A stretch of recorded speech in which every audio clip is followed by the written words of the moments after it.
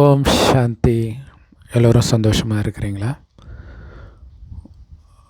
உலகத்திலேயே மிக உயர்ந்தவர்கள் யார்? ஏன்னா கடவுள் நம்பிக்கை இல்லாதவர்கள் அவங்கள விட்டுடலாம். மற்றவங்க இல்லை, மற்ற எல்லாருக்குமே, எல்லா மதத்தை சார்ந்தவர்களுக்கும் கடவுள் மேலே நம்பிக்கை இருக்குது, அன்பு இருக்குது. ஆனால் அது வரிசை கிரமமாக இருக்குது. ஸோ அப்போ இதில் யாருக்கு கடவுள் மேலே அதிக அன்பு இருக்குது? அவங்க தான் உயர்ந்தவர்கள். அப்படி யார் உயர்ந்தவர்கள் வரிசையில் வராங்க அப்படிங்கிறத பார்க்கணும். அப்படின்னா முதல்ல சும்மா ஒரு முக்கியமான மதங்களை மட்டும் எடுத்துக்கோம்.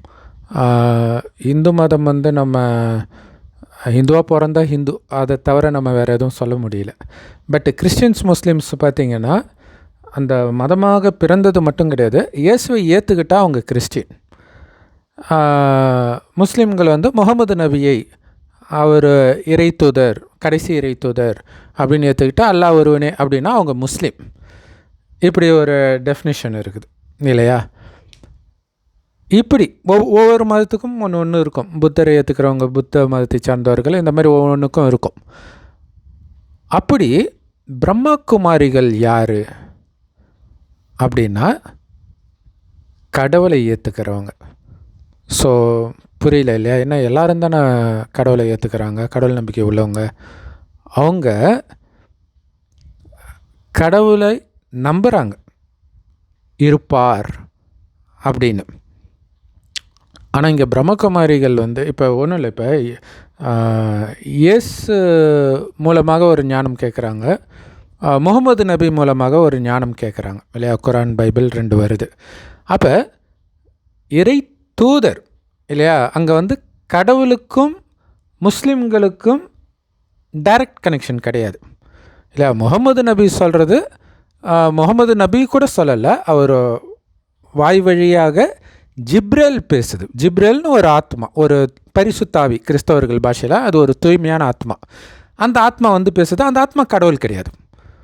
முகமது நபியும் கடவுள் கிடையாது. அவர் உடம்புல பேசினவரும் கடவுள் கிடையாது. ஆனால் பேசுகிற வார்த்தை அது கடவுளுடைய ஞானம் அப்படின்னு பேசுது. அதே மாதிரி இயேசு உடலில் வந்ததும் கூட இயேசு கடவுள் கிடையாது. இயேசு உடலில் ஒரு ஆத்மா வருது, பரிசுத்தாவின்றாங்க இல்லையா? அதுதான் கிறிஸ்துன்றது. அவங்க இயேசு கிறிஸ்துன்னு சேர்த்து சொல்கிறாங்க. ஸோ அதுவும் கடவுள் கிடையாது. ஸோ அப்போ ஆனாலும் இயேசு மூலமாக அந்த பரிசுத்தாவி பேசுனதில் கடவுளுடைய ஞானம் இருக்குது அப்படின்னு சொல்கிறாங்க. ஸோ அதை நம்புகிறவங்க கிறிஸ்தவர்கள். ஆனால் பிரம்மகுமாரிகள் யாருன்னா டைரெக்டாக கடவுளே பேசுகிறது இல்லையா? இயேசு உடம்புல கடவுள் வரல, முகமது நபி உடம்புல கடவுள் வரல. ஆனால் இங்கே டைரெக்டாக கடவுளே வரார். ஒரு ஒரு வயோதிகர் உடல் அவரும் வரார். ஏன்னா இப்போ கடவுளுக்கும் மற்றவர்களுக்கும் என்ன வித்தியாசம்? இப்போ பரிசுத்தாவியும் இயேசு உடம்பில் வருது, முகமது நபி உடம்பில் வருது, கடவுளும் ஒருத்தர் உடம்பில் வரார். என்ன வித்தியாசம் இந்த 3 பேருக்கும்? எப்படி இவர் மட்டும் கடவுள், மற்றவர்களும் எப்படி கடவுள் கிடையாது? ஒன்று, அவங்களே அவங்கள கடவுள் சொல்லலை, கடவுளுடைய தூதர்னு தான் சொல்லிக்கிறாங்க. இன்னொன்று, முகமது நபியோ இயேசுவோ புத்தரோ குருநானக்கோ வள்ளலாரோ, ஆனால் அந்தந்த நம்பிக்கை உள்ளவர்கள் அவங்க டைரெக்டாக கடவுள்கிட்ட போயிட்டாங்க இந்த மாதிரி புரிஞ்சுக்குவாங்க. ஆனால் உண்மையில் அவங்க இறந்த பிறகு மீண்டும் அடுத்த ஜென்மம் எடுப்பாங்க. அவங்க மட்டும் இல்லை, அவங்க உடம்புல ஒரு ஆத்மா வந்துச்சு இல்லையா? இயேசு உடம்புல கிறிஸ்து, முகமது நபி உடம்புல ஜிப்ரேல், அப்படி ஆத்மா வருதுல, அந்த பரிசுத்த ஆத்மாவும் முகமது நபி இறந்த பிறகு போய் ஜென்மம் எடுத்துடும். இயேசு இறந்த பிறகு அது போய் ஜென்மம் எடுத்துடும். இதுக்கப்புறம் தனித்தனியாக இருப்பாங்க. இயேசு தனியாக வேறு குடும்பத்தில் பிறப்பார், இவர் வேறு உடம்பை எடுப்பார். ஸோ 2 பேரும் வேறு இப்படி ஆகிடுவாங்க. அப்படின்னா என்ன அர்த்தம்னா, மறுஜென்மத்தில் வராங்க. கடவுள் மறுஜென்மத்தில் வருவது கிடையாது, வரவும் முடியாது. ஏன்னா அவர் வர்றது கலியுகத்தின் இறுதியில் வரார். இறுதியில் வருவாருன்றது இயேசுவின் 2ஆம் வருகை, கல்கி பகவான் நினச்சிட்டு இருக்கிறாங்க. இல்லை, இறுதியில் வர்றது கடவுள். அதனால தான் அந்த இறுதிக்கு வந்து அவ்வளோ மகிமை இருக்குது. கடவுளே வரவே இல்லை எப்போன்னா அவருக்கு மகிமையே கிடையாது இல்லையா? ஸோ அப்போ அவர் வரார், இறுதியில் வந்து ஒரு வயோதிகர் உடலுக்குள்ளே பிரவேசிக்கிறார். இறைவன் பிரவேசித்த பிறகு அந்த வயோதிகருக்கு இறைவன் வைக்கிற பேர் தான் பிரம்மா. அவர் வாய் வழியாக அந்த கடவுளுடைய நேரடி ஞானத்தை யார் கேட்குறாங்களோ அவங்க தான் பிரம்மகுமார் குமாரிகள். ஆனால் யார் கேட்பாங்க அப்படின்னா, இப்போ நம்ம எல்லா வீடியோவிலையும் பார்த்திங்கன்னா இந்த ஞானத்தை அப்படி ஸ்லைட்டாக தெளிப்போம். கல்யாணத்துக்கு வராங்கன்னா பன்னீர் தெளிப்பாங்களா, அந்த மாதிரி இந்த ஞானமும் மற்ற விஷயம் பேசிவிட்டு அப்படியே இந்த ஞானத்தை தெளிப்போம். அந்த தெளிக்கிறதுலேயே இது கடவுளுடைய ஞானம் ஆச்சே அப்படின்னு டக்குன்னு அடையாளம் கண்டுக்குவாங்க. இதை கடவுளை தவிர வேறு யாரும் சொல்ல முடியாது. இது வரைக்கும் என் மைண்டில் இருந்த அந்த கேப்புக்கு, அந்த ஃபில் த பிளாங்க்ஸுக்கு இப்போ விடை தெரிஞ்சிடுச்சு அப்படின்னு டக்குன்னு டச் ஆகும். அப்படின்னா என்ன அர்த்தம்னா, கடவுள் வந்திருக்கிறாருன்னு அடையாளம் கண்டுக்கிறவங்க பிரம்மா குமார் குமாரிகள். சரி, அப்போ கடவுள்கிட்டே நேரடியாக படிக்கிறாங்கன்னா உயர்ந்தவர்கள் தான். ஆனால் அது மட்டுமே காரணம் கிடையாது இவர்கள் உயர்ந்தவர்கள்ன்றதுக்கு. அது ஒரு முக்கியமான காரணம். ஆனால் அதை விட முக்கியமான ஒரு காரணமும் இருக்குது. அது என்ன அப்படின்னா, இந்த 5000 வருட காலச்சக்கரத்தில் முதல் பாதி சொர்க்கமாக இருக்கும் இதே பாரத பூமி. அங்கே வாழ்ந்தவர்களை தான் தேவதைன்னு வணங்குகிறோம். அடுத்த 2000 வருடம் இதே பூமி நரகமாக கொஞ்சம் கொஞ்சமாக மாறுது. அதாவது பாவம் செய்ய ஆரம்பிக்கிறாங்க, துக்கமும் வருது. சொர்க்கத்தில் பாவமும் கிடையாது, அதனால் துக்கமும் இருக்காது. அங்கே சாமி கூட கும்பிட மாட்டாங்க. ஏன்னா நம்ம யாரெல்லாம் சாமின்னு நினைக்கிறோமோ அவங்களாம் அங்கே உயிரோட்டமாக இருக்கிறாங்க. இந்துக்கள் வழிபடுற அத்தனை தெய்வங்களும் சொர்க்கத்தில் வாழ்ந்தவர்கள். எங்கேயும் போல மறுஜன்மம் எடுத்து இதே நரகத்தில் அவர்களே பாவத்திலும் விழுந்து தண்டனையை அனுபவித்து சொர்க்கத்தில் இருந்த அந்த செல்வம், ஆரோக்கியம், அழகு எல்லாத்தையும் இழந்திருக்கிற நீங்களும் நானும் தான் அது அப்படிங்கிற விஷயத்தை இறைவன் வந்து சொல்கிறார். ஸோ அப்படி அனைத்தையும் இழந்திருக்கிறோம். ஸோ இதை எப்போ இறைவன் வந்து சொல்கிறாரு? கலியுகம் அழிகிறதுக்கு 100 வருடம் முன்பு வந்து சொல்கிறார். ஆனால் சொர்க்கத்தில் கடவுளையும் வணங்க மாட்டாங்கன்னா நாஸ்திகர்கள் கிடையாது. அதை பற்றி சிந்தனையே இருக்காது. ஏன் இருக்காதுன்னா, துக்கம் இருந்தால் தான் மனிதனுடைய புத்தி கடவுளை சிந்திக்கும். அங்கே துக்கமே இருக்காது, வெறும் ஆனந்தமே ஆனந்தம் தான். அப்படி இருக்குது. அதுக்கப்புறம் 2500 வருடம் அப்படி தான் இருக்குது.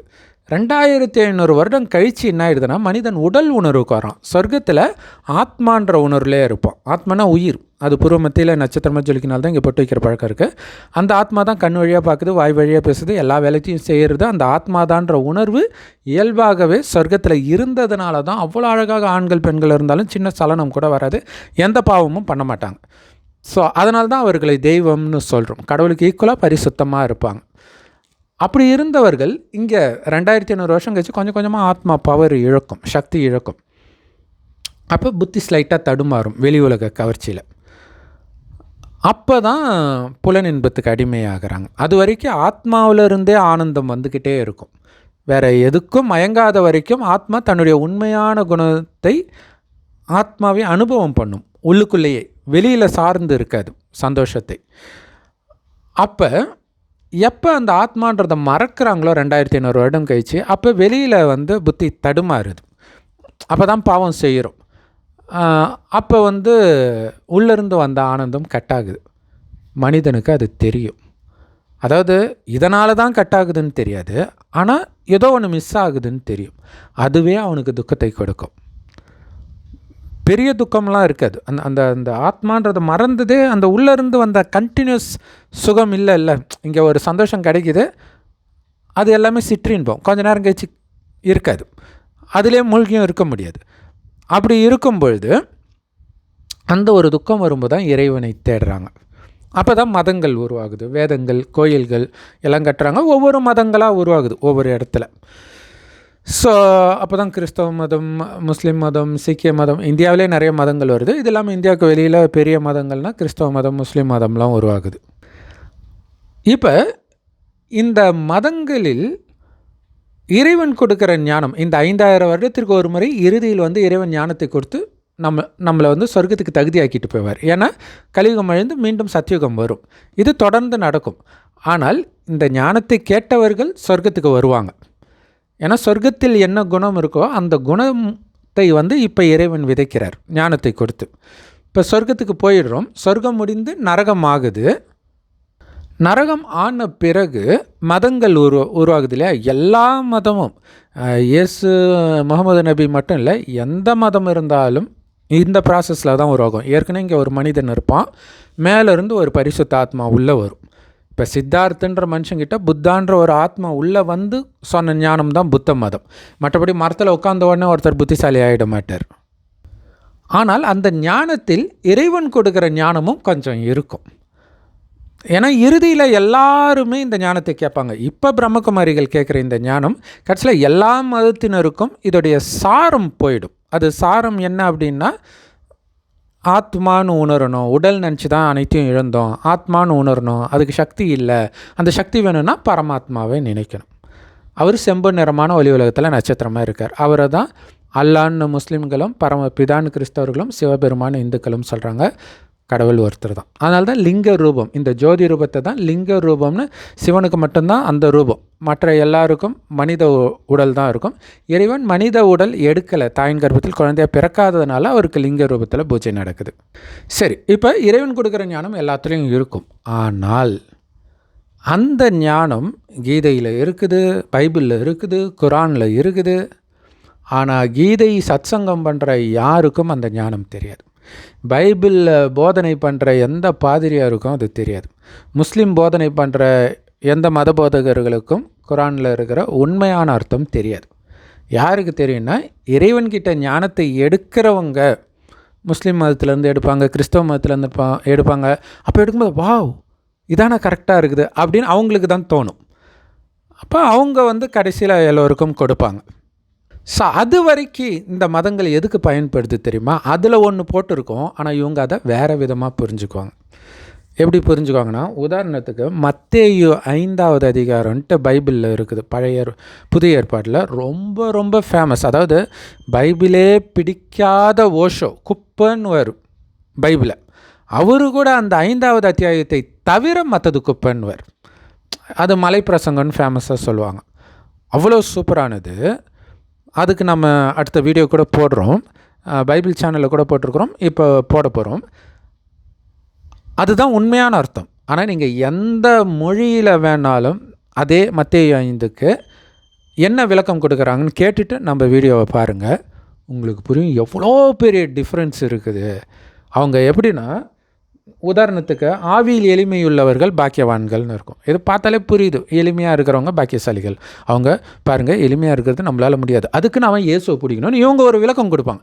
ஒரு லைனுக்கும் அதுக்கு நம்ம இயேசுவை பிடிக்கணும். அங்கே இயேசு சொல்கிறாரு, அவர் எங்கேயுமே என்னை பிடின்னுலாம் சொல்லலை. இவங்க இயேசுவை பிடிங்க, இயேசுவை பிடிங்க, இயேசுவை பிடிங்க. அப்போ என்ன இங்கே இதுக்கு பேர் பக்தின்னு பேர்.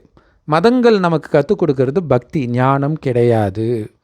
சொர்க்கத்துக்கு போகிறதுக்கான வழியை சொல்கிறது தான் ஞானம். அதை கடவுள் இறுதியில் சொல்கிறார்.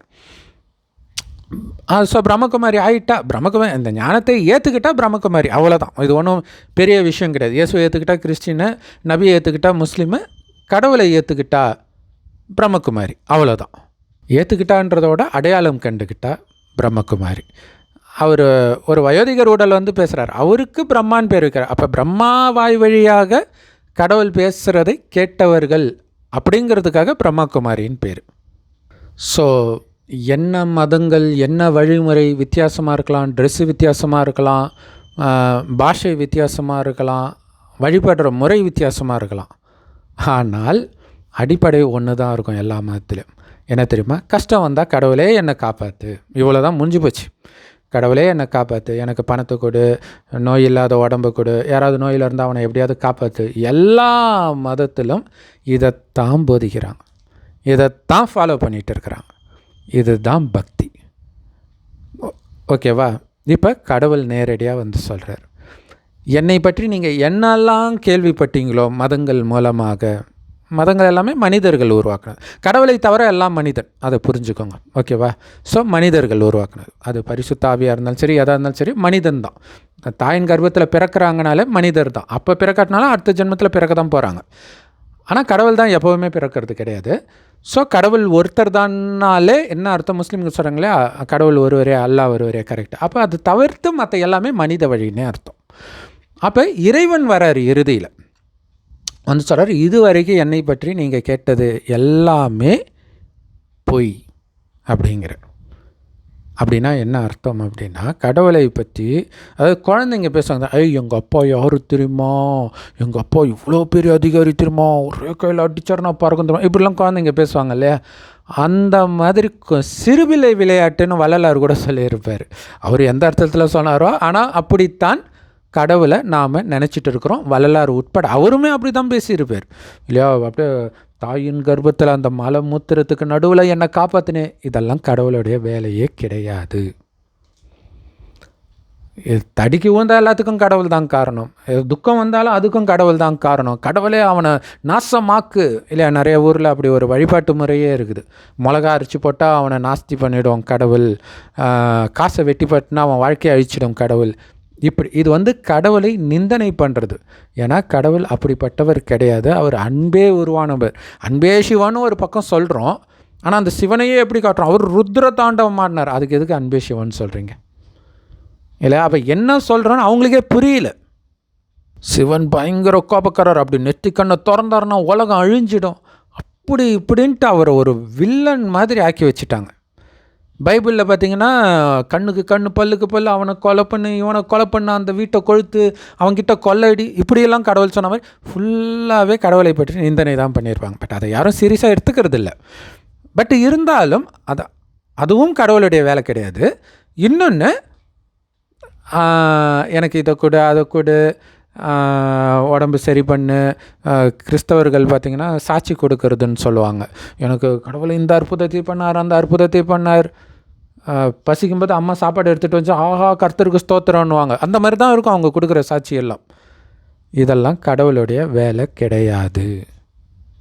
நான் ஒரு கஷ்டத்தில் இருந்தேன், அப்போ ஏசப்பா எனக்கு இது கொடுத்தார் அதை கொடுத்தார். கடவுளுடைய வேலை கிடையாது. ஏன்னா கலியுகத்தில் நம்ம துக்கத்தை அனுபவிக்கிறோன்னா அதுக்கு முன்னாடி நம்ம நிறைய பாவம் செஞ்சுட்டு வந்துருக்குறோம் இல்லையா. காமம், கோபம், பற்று, பேராசை, அகங்காரத்தின் வசமாகிறோம். உடல் உணர்வில் வந்து அந்த வசமாகி நிறைய பாவம் செஞ்சோம். அதற்கான பலன் தான் நமக்கு வந்து அழகு போச்சு, ஆரோக்கியம் போச்சு, செல்வம் போச்சு, எல்லாம் போகுது, விதவிதமான நோய் வருது, கூட இருக்கிறவங்க துரோகி ஆகிறாங்க, எல்லாமே நடக்குது. இயற்கை சீற்றம் வருது, நாடுகளுக்கு இடையில் யுத்தம் வருது. இது எல்லாமே கர்மத்தின் விதிப்படி நடக்குது. இதில் கடவுள் தலையிடுறது கிடையாது. தலைகீழே நின்னாலும் அவர் தலையிட மாட்டார். அப்படி ஒரு வேளை தலையிட்டார்னு வச்சுக்கோங்களா, நீதியுள்ள தேவன் பைபிளில் போட்டிருக்கும். அப்படி இருக்காது. இது ஏதோ கடவுளுக்கு லஞ்சம் கொடுக்குற மாதிரி இருக்குல்ல. நான் அவ்வளவும் பண்ணேன், கடவுளே என்னை காப்பாற்று, சரி பண்ணிட்டாரு அப்படின்ற மாதிரி ஆகிடும்ல. அப்படி நான் பண்ண மாட்டேன்னு கடவுள் சொல்கிறார். இப்போ கடவுளை பிடிப்பாங்களா ஒருத்தங்க? தைரியம் வருமா? எதுவுமே பண்ண மாட்டேன்னு சொல்கிற கடவுளை யாராவது பிடிப்பாங்களா? ஆனால் அவரை பற்றி உண்மையை சொல்கிறார். பரவாயில்ல, நான் உன்னை விட மாட்டேன் அப்படின்னு இருக்கிறவங்க தான் பிரம்மகுமாரிகள். எல்லாரும் வந்துட மாட்டாங்க இல்லையா. இந்த அற்புதம் அந்த அற்புதம் இது மட்டும் கிடையாது, இதெல்லாம் பண்ண மாட்டேன்னு சொல்லிட்டாரா. சோதனையும் நிறையா வரும். ஸோ அது நம்ம நிறைய வீடியோவில் சொல்லியிருக்கிறோம் ஏன் சோதனை வருது அப்படின்னு. ஏன்னா சொர்க்கத்தில் வந்து காமம், கோபம், பற்று, பேராசை, அகங்காரம்னா என்னென்னே தெரியாது. கணவனும் மனைவியும் நமக்கு ஒரு வாரிசு வேணும்னு நினைக்கும் போது தான் மனைவி வந்து கர்ப்பம் ஆவலை தவிர காமத்தினால் கிடையாது. காமம்னா என்னென்னே தெரியாத உலகத்தை எப்படி படைக்கிறாருன்னா, காமம்னா என்னென்னே தெரியாதவங்க மூலமாக படைக்கிறார். ஏன்னா ஒரு ஆத்மா இறக்கும்போது என்ன குணம் இருக்குதோ அந்த குணத்தை தான் அடுத்த ஜென்மத்துக்கு எடுத்துகிட்டு போகும். அப்போ இந்த உடலை விட்டு உயிர் பிரிகிறதுக்குள்ளே காமம்னா என்னென்னே தெரியாத நிலையை நீங்கள் அடையணும். கோபம்னா என்னென்னே தெரியாத நிலையை நீங்கள் அடையணும். பற்று, பேராசை, அகங்காரம்னா என்னென்னே தெரியாத நிலையை நீங்கள் அடையணும். முடியுமா? உண்மையிலே இதைத்தான் பைபிளு, குரானு, கீதையெல்லாம் போதிக்குது. ஆனால் அதை யாராவது சொல்லி கொடுக்குறாங்களா? இல்லையா. இப்ராஹிம்னு குரானில் இருக்கும். அவருடைய மகனை பலி கொடுக்க கடவுள் சொல்கிறாருன்ட்டு வெட்டுறதுக்கு போவார். அப்படின்னா கடவுள் கொலை பண்ண சொன்னார்னு அர்த்தம் இல்லை. மகன் மேலே என்ன இருக்கும்? பற்று இருக்கும். பற்ற இருக்க சொல்கிறது தான் அதோடைய விஷயம். ஆனால் நம்ம என்ன பண்ணுவோம்? உடம்பு சரியில்லைன்னா கடவுளே காப்பாற்று காப்பாற்று காப்பாற்று காப்பாற்றுன்னுவோம். அவர் எதை விட சொல்கிறாரோ அதை பிடிச்சிக்கிட்டு அதனால் நாம் ஜெபம் பண்ணுறோம், ப்ரே பண்ணுறோம், இப்படியெல்லாம் பண்ணிகிட்டு இருக்கிறோம். கடவுள் அந்த பற்றை தான் விடுன்றார். இன்னொரு விஷயம் சொல்கிறார், இந்த 5000 வருடத்தில் என்ன நடக்குதோ அது ஏற்கனவே நிச்சயிக்கப்பட்டிருக்குது. விதின்னு இந்து மதத்தில் சொல்லுவாங்களே, விதிக்கப்பட்டது. அதை நாடகம் அல்லது சினிமான்னு சொல்லலாம். சினிமா ஒரு தடவை எடுத்துட்டாங்கன்னா நீங்கள் எத்தனை தடவை பார்த்தாலும் பிடிச்சாலும் பிடிக்காட்டினாலும் அதில் உள்ள காட்சி தான் வரும். அதே மாதிரி தான் இதில் இருக்கிறது, நிச்சயிக்கப்பட்டது நடந்தே தீரும். நீங்கள் தலைகீழே நின்னாலும் எதுவும் மாறிடாது. திட்ட நாஸ்திகர்களுடைய நம்பிக்கை மாதிரியே இருக்கும் இறைவன் சொல்கிறது இல்லையா? அவங்க தான் அப்படிலாம் ஒன்றும் கடவுள்லாம் இல்லைப்பா, அது ஏதோ நடக்குது, அப்படி தான் நடக்கும்னு கடவுள் சொல்கிறார். இதை தான் முஸ்லீம்கள் அல்லாஹ் நினைத்தால் எப்படி வேணாலும் பண்ணுவான் அப்படி சொல்லிவிடுவாங்க. அப்போ என்ன, அவர் என்ன சைக்கோவா? இது அவர் பண்ணுறது கிடையாது, இதுக்கும் அவருக்கும் சம்மந்தமே கிடையாது, அது தானாக நடக்கிற விஷயங்கள். இதை சொன்ன பிறகு கடவுளை பிடிப்பாங்களா? எவ்வளோ பெரிய விஷயம். நீங்கள் வேண்டுறதுக்கு பக்தி செய்கிறதுக்கு எதுவுமே கடவுளுக்கு கேட்காது. ஏன்னா அவர் கடைசி 100 வருடம் தான் வராரு. இவ்வளோ நாள் எத்தனை யுத்தங்கள் நடந்துச்சு, எத்தனை நோய்கள் வந்திருக்கு, எவ்வளோ கஷ்டப்பட்டுருப்பாங்க, எவ்வளோ இயற்கை சீற்றங்கள் வந்திருக்கும், மனிதர்கள் எப்படி துடிச்சிருப்பாங்க, கடவுளேன்னு கதறி இருப்பாங்க. இது எதுவுமே அவருக்கு தெரியாது. அவர் பாட்டுக்கு மேலே இருந்தார். சிவனேன்னு இருந்தேன்னுவாங்க, சிவனே அப்படி தான் இருந்தார். இறுதியில் தான் வரார். சரி, வந்தாவது எல்லோரும் என்ன பண்ணுறாங்கன்னு போய் பார்க்குறாரான்னா பார்க்குறது கிடையாது. அவர் பாட்டுக்கு வராரு, ஒருத்தர் உடம்புல இந்த ஞானத்தை கொடுக்குறாரு. அந்த ஞானத்தை நம்மள மாதிரி நிறைய பேர் சொல்லுவாங்க, கோயிலில் நிறைய இடங்களில் போய் சொல்லுவோம். அதில் கொஞ்சம் கொஞ்சமாக கேட்டு நிச்சய புத்தி உள்ளவர்கள் பிரம்மகுமாரிகள் சென்டருக்கு இந்த ஞானத்தை கேட்பாங்க. முழுக்க இலவசம், முரளின்னு சொல்லுவோம். எல்லா பிரம்மகுமாரிகள் ராஜயோக தியான நிலையத்தில் முற்றிலும் இலவசமாக கிடைக்குது. யூடியூப் வெப்சைட்ஸில் இருக்குது. அதோடய லிங்க் இந்த வீடியோக்கு டிஸ்கிரிப்ஷனில் கொடுக்குறோம். அவசியம் பார்த்து பயன்பெறுங்கள். இங்கே என்ன ஞானம் அப்படின்னா, ஏற்கனவே சொன்ன மாதிரி ஆத்மான்னு ஆத்மாவின் தந்தை சிவனை நினச்சிக்கிட்டே இருக்கணும். எதுக்கு அப்படின்னா, உடல் உணர்வை மறந்து ஆத்ம உணர்வில் வர்றதுக்கு. ஃபுல் ஆத்ம உணர்வில் எல்லோரையுமே ஆத்மான்னு பார்க்கணும். அது பயிற்சி பண்ணிக்கிட்டே இருக்கணும். இதோடைய நினைவு தான் இந்து மதத்தில் ஸ்ரீராம ஜெயம் ஓம் நம சிவாய திரும்ப எழுதிக்கிட்டே இருப்பாங்க, சொல்லிக்கிட்டே இருப்பாங்க. இது என்னென்னா, நான் ஆத்மா, உடம்பு கிடையாது, என்னுடையவர் ஒரு சிவத்தந்தை, அவர் எப்படி பரிசுத்தமானவரோ அதே மாதிரி நானும் பரிசுத்தமானவன் தான், அதுதான் என்னுடைய உண்மையான குணம். நடுவில் இந்த மாயா அல்லது சாத்தான் உடல் உணர்வை கொடுத்து என்னை கெடுத்துட்டான். இப்போ அந்த சாத்தானை அழிக்கணும்னா உடல் உணர்வை அழித்து ஆத்ம உணர்வில் வரணும். ஸோ அதோடைய நினைவு தான் மயான கொள்ளையப்போ அம்மன் மண்ணிலே செஞ்சு வச்சுருப்பாங்க. அந்த உடம்பை உடைப்பாங்க எல்லோரும் மேலே ஏறி. அப்படின்னு அர்த்தம், உடல் உணர்வை உடைக்கும் பொழுது தான் தெய்வீக நிலையை அவங்க அடையிறாங்கன்னு அர்த்தம். எல்லாமே இறுதியில் நாம் தான் அந்த மாதிரி ஆகிறோம். இப்போ இறைவனை நினைத்து நீங்கள் உடல் உணர்வை உடைக்கிறீங்க, ஆத்மான்ற உணர்வில் வரீங்க, வந்துட்டீங்களான்னு செக் பண்ணணுமே. அதுக்கு தான் சோதனை வரும். ஏன்னா ஆல்ரெடி கலியுகத்தில் காமம், கோபம், பற்று, பேராசை, அகங்காரம் எல்லாத்தையும் தூண்டக்கூடிய விஷயம், அநியாயம் நடக்கக்கூடிய உலகம். பயங்கர அநீதி நடக்கும், உங்களுக்கு பயங்கரமாக நடக்கும். இயேசு சிலுவையில் ஏற்றுனாங்கன்றதெல்லாம் இப்போ நடக்கிற விஷயங்கள், எப்போவோ நடந்த விஷயம் இல்லை, நமக்கு நடக்கிற விஷயங்கள். அதனால தான் இயேசு சிலுவை சுமக்கிறது இருக்கும்போது அழுதுட்டு இருக்கும்பொழுது அந்த பெண்களை பார்த்து இயேசு சொல்கிறார், எனக்காக அழாதீங்க, உங்களுக்காக அழுங்க. அதோடைய உண்மையான அர்த்தம் என்ன தெரியுமா? இது என் கதை இல்லை, உங்கள் கதைன்னு அர்த்தம். ஏன்னா இயேசு மதத்தை போதனை செஞ்சார், அவ்வளோதான். அதில் கதையாக இயேசு கதை, நபி கதை, ராமர் கதை, கிருஷ்ணர் கதை, பாண்டவர்கள் கதை எதுவுமே அவர்களுடைய கதை கிடையாது. இப்போ இறுதியில் இறைவனுடைய ஞானத்தை எடுக்கிறவங்களுடைய கதை. அப்போ பயங்கரமாக அநீதி இழைக்கப்படும். கடவுளுடைய குழந்தை தான் நீங்கள். கடவுள் காப்பாற்றிடுவாரான்னா காப்பாற்ற மாட்டார். ஏன்னா நீங்கள் செய்த கர்மாவுக்கான பலனை நீங்கள் தான் அனுபவிச்சாகணும். இதுதான் இங்கே பைபிளில் இயேசு சொல்லுவார் இல்லை, பிதாவே என்னை ஏன் கைவிட்டார். அது இறைவனுடைய ஞானம், அது என் வேலை கிடையாது. அது பக்தியில் உங்களுக்கு ஒரு நம்பிக்கை, கடவுள் காப்பாற்றிடுவார்னு. அந்த நாடகத்தில் பதிவாகி இருந்தால் உங்களுக்கு சாதகமாக வரும், அப்படி இல்லாட்டின்னா உங்களுக்கு பாதகமாக வரும். இல்லை நீங்கள் காசை திருப்பி போட்டிங்கன்னா ஒன்று பூ விழும், இல்லை தலை விழும், ரெண்டுத்தில் ஏதோ ஒன்று விழுந்து தான் ஆகணும். அந்த மாதிரி தான் நடக்கும். அதை தான் பாண்டவர்கள் சூதாட்டத்தில் தோத்தாங்கன்றதுடைய அர்த்தம் இது தான். சூதாட்டம்னா இப்படியும் வரலாம், அப்படியும் வரலாம். ஆனால் பாண்டவர்கள் அதெல்லாம் நாங்களாம் ஏற்றுக்க முடியாது அப்படின்னு அவங்க சொல்லலை. அவங்க என்னென்னா, அநியாயமாக அவர்கள் தோற்கடிக்கப்படுறாங்க, வஞ்சகத்தினால அவங்க பாட்டுக்கு அமைதியாக போயிடுறாங்க. இதுதாங்க மெசேஜ். எல்லா மதத்துலேயும் இருக்குது இந்த மெசேஜ் இல்லையா? நீங்கள் ராமாயணத்துலேயும் அப்படி தானே, ராமருக்கு வஞ்சகமாக தானே அவருடைய ராஜ்யத்தை அபகரிக்கிறாங்க அவங்க சித்தி. அவர் பாட்டுக்கு போகிறார், எதிர்க்கலை. எதிர்க்க முடியாதா அவரால்? இல்லையா? எல்லாருமே அவருக்கு சப்போர்ட்டாக இருக்கிறாங்க, எதிர்க்க முடியாதா? அவர் பாட்டுக்கு போகிறார். அதுதான் அதைத்தான் இறைவன் போதிக்கிறார். ஏன் போகிறாங்க? ஏன்னா உங்களுடைய உண்மையான குணம் அமைதி, அன்பு, சுகம், இது மட்டும்தான் அங்கே இருக்கும். அதை தான் நீங்கள் வெளிப்படுத்தணுன்றார். அமைதியை வெளிப்படுத்தணும்னா அமைதியான இடத்துல, காட்டில் போய் சன்னியாசிகள் அமைதியாக இருக்கிறது பெரிய விஷயம் இல்லை, குடும்பத்தில் இருந்துட்டு அமைதியாக இருக்கிறது தான் பெரிய விஷயம், இல்லையா?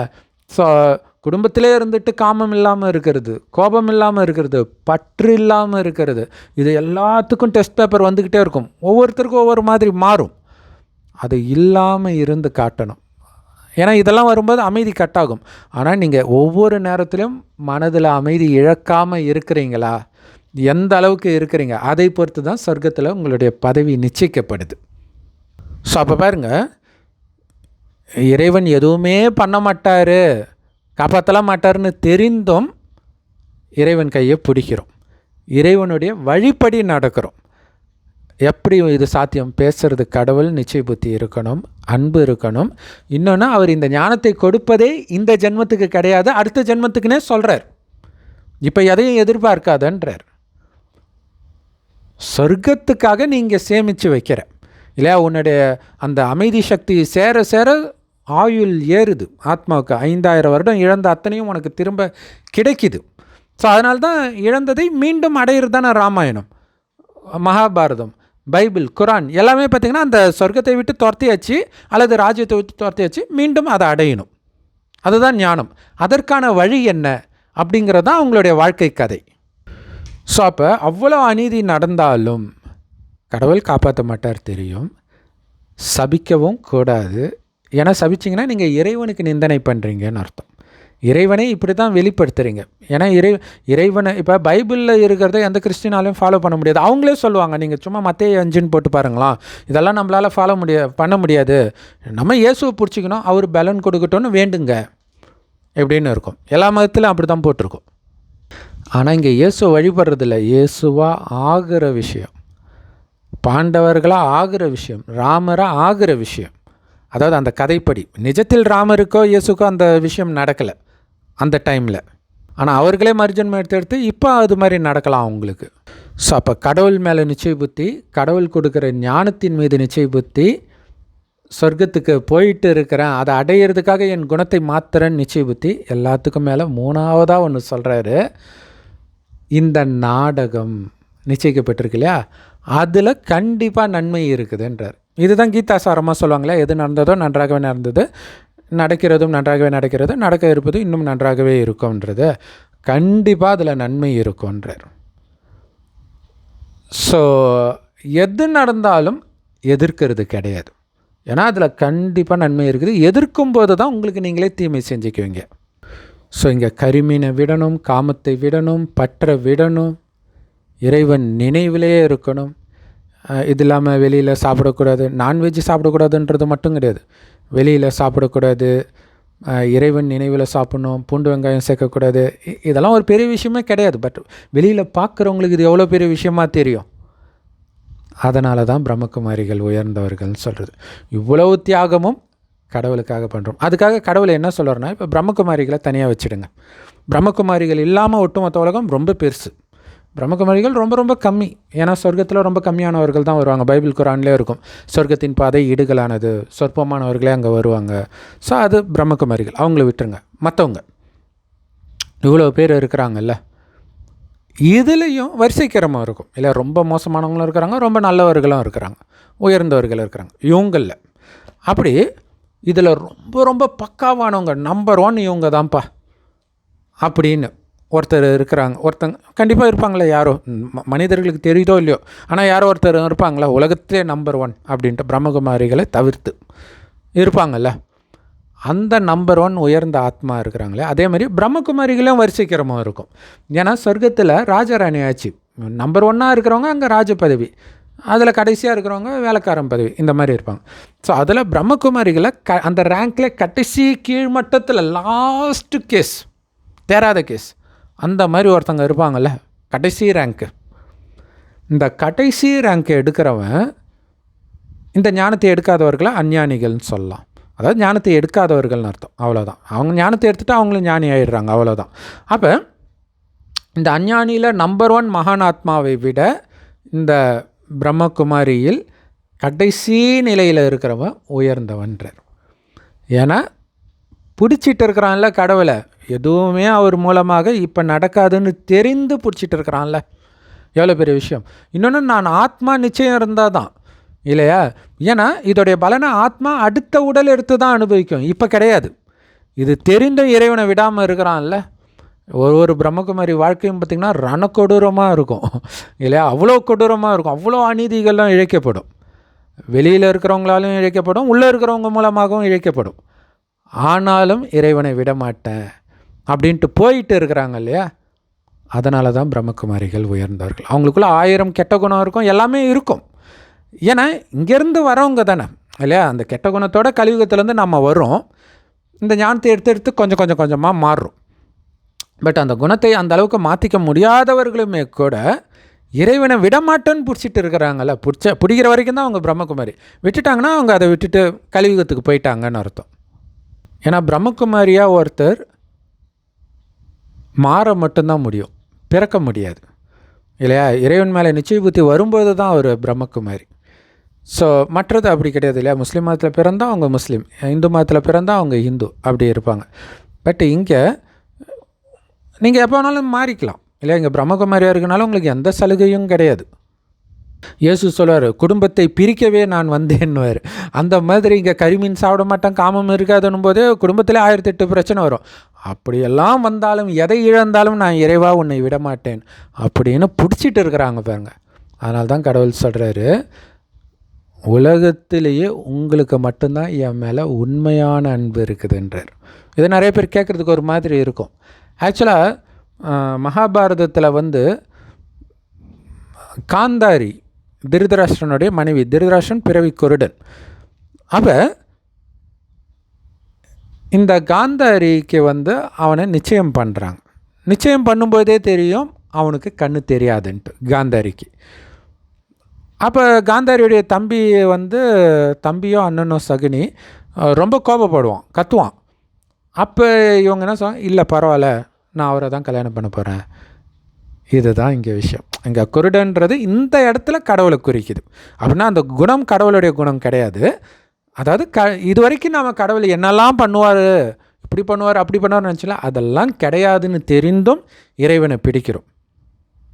இந்த கலியுகத்தின் இன்பம், புலனின்பம், சரீர கவர்ச்சி இதெல்லாம் மயங்கி கிடந்த நாம் இதிலிருந்து எப்போவுமே விடுபட்டு இருக்கிறவர் இறைவன். அதே மாதிரி நானும் விடுபட்டு இருப்பேன்னு அப்போவே சத்தியம் பண்ணுறோம். கடவுள் பார்க்காத இந்த கலியுகத்தை நானும் பார்க்க மாட்டேன். பார்த்தும் பார்க்காம கேட்டும் கேட்காம இருக்குது. அதோடைய நினைவு தான் அங்கே அந்த கதையில் பார்த்திங்கன்னா திருதராஷ்டிரன் பார்க்காத உலகத்தை நானும் பார்க்க விரும்பலன்ட்டு திருமணத்துக்கு முன்னாடியே கண்ணை கட்டிக்குவாங்க. ஸோ இதை பார்த்திங்கன்னா நீங்கள் அம்மன் கோயில்களில் குறிப்பாக அந்த மயான கொள்ளையின் பொழுது அம்மன் கண்ணை கட்டிடுவாங்க.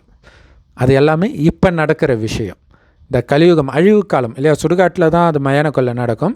ஸோ இந்த உலகமே சுடுகாடு ஆக போகிற நேரத்தில் தான் இறைவன் வரார். ஸோ இதை நான் பார்க்க மாட்டேன். என்னுடைய புத்தி கடவுளையும் கடவுள் கொடுக்க போகிற சொர்க்கத்தை மட்டும்தான் பார்க்கும். கலியுகத்தை பொறுத்த வரைக்கும், என்னை பொறுத்த வரைக்கும் கலியுகம் அழிஞ்சிச்சு அல்லது கலியுகத்துலேருந்து நான் செத்துட்டேன். அப்படி இறைவனை வைராக்கியமாக பிடிப்பவர்கள் தான் பிரம்மகுமாரிகள். அதனால தான் அவர்கள் மிக உயர்ந்தவர்களாக கருதப்படுகிறார்கள் இறைவனுடைய மனதில். பிறகு உண்மையிலே உலகத்தில் மிக உயர்ந்தவர்களாக ஸ்ரீ நாராயணன், லக்ஷ்மி போன்ற தேவதைகளாக அவர்களே தான் மாறுறாங்க. ஸோ இப்போ நாராயணன் உயர்ந்தவர்னா கண்டிப்பாக அதை ஏற்றுக்குவாங்க. ஆனால் நாராயணன் அதுக்கு முன்னாடி சாதாரண மனிதனாக கலியுகத்தில் இருந்தார். உங்களையும் என்னைய மாதிரி இறைவனை சிவபெருமானை நினைத்து நினைத்து தூய்மையாகி அவர் அப்படி ஆனார் அப்படிங்கிறது அவங்களுக்கு தெரியல. ஸோ அதோடைய நினைவு பாருங்கள். அது ஆக்சுவலாக வீடியோ இப்போயே பெருசாயிடுச்சு, அதை நான் அடுத்த வீடியோவில் சொல்கிறேன். ஷார்ட்டாக சொல்லணும் அப்படின்னா, விஷ்ணு தீவிர சிவபக்தர் அப்படின்னு ஒரு கதை வரும், நிறைய கிளை கதைகள் வரும் இல்லையா. ஸோ அதில் பார்த்திங்கன்னா ஆக்சுவலாக எல்லாத்துலேயுமே அவர் சிவனுடைய பக்தராக தான் இருப்பார். அதில் பார்த்திங்கன்னா சிவனுக்காக ஒரு யாகம் வளர்ப்பாங்க. அதில் 1008 தாமரை வைக்கணும். ஆனால் வச்சு பார்த்தா 1007 தான் இருக்கும். சிவன் ஒன்றத்தை மறைச்சி வச்சுட்டாரு அப்படின்னு. இது எதுவுமே நிஜத்தில் நடந்த கதை கிடையாது, பட் பக்தியில் அப்படி வெளிப்பட்டு இருக்குது. அப்போ இவர் எண்ணி பார்க்குறாரு, 1007 தான் இருக்குது, அந்த டைமுக்குள்ளே முடிக்கணும், என்ன பண்ணுறதுன்னு தெரிலன்ட்டு அவரை நயன கண்ணன்னுவாங்க இல்லையா, தாமரை கண்ணன். ஸோ அதனால் தன்னுடைய கண்ணையே எடுத்து தாமரைக்கு பதிலாக வச்சுட்டாரு அப்படின்வாங்க. இதுதான் காந்தாரி கதை இல்லையா? காந்தாரி வந்து என் கணவன் பார்க்காத உலகத்தை நானும் பார்க்கலன்ட்டு கண்ணை மூடிக்கிறாங்களே. கண்ணப்ப நாயனார் கதையும் அதுதான். அவங்களுக்கு அது புரியல. கண்ணை கொடுத்தார். அங்கே கண்ணை பிடுங்கி கொடுக்கறது கிடையாது. கடவுள் பார்க்காத உலகத்தை நான் பார்க்க மாட்டேன். ஏன்னா இந்த கண்ணை பார்க்கறதுனால தான் காமம் வருது. காமம் தான் மிகப்பெரிய எதிரி, மனிதனை அழித்தது. ஸோ அந்த காமத்தை அழிக்கிறதுக்கு இந்த கண் கொண்டு பார்க்க மாட்டேன், ஞானம்ன்ற மூன்றாவது கண் கொண்டு ஆத்மாவைத்தான் பார்ப்பேன், உடலை பார்க்க மாட்டேன் அப்படின்னு அர்த்தம்.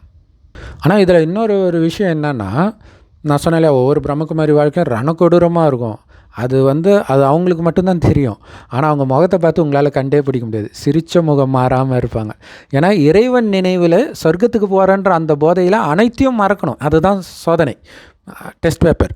ஸோ அந்த போதையில் அவங்க இருக்கிறதுனால இப்படி ஒரு விஷயம் இருக்குதுன்றது மற்றவர்களுக்கும் தெரியாது. அவங்களே அதை பற்றி யோசிக்க மாட்டாங்க. யோசிச்சா தானே துக்கம் வர்றதுக்கு. அவங்க அந்த சொர்க்கத்தின் போதை, இந்த நாடகம் நிச்சயிக்கப்பட்டிருக்கு, எல்லாத்துலேயும் நன்மை இருக்குது, இந்த மாதிரி ஞானத்தின் போதையிலே இருப்பாங்க. ஆனால் அப்படியா இருக்கிறாங்க மற்ற மதத்தினர்? கஷ்டம் வந்தால் யோசிச்சு பாருங்கள். ஓம் சாந்தி. தேங்க்ஸ் ஃபார் வாட்சிங்.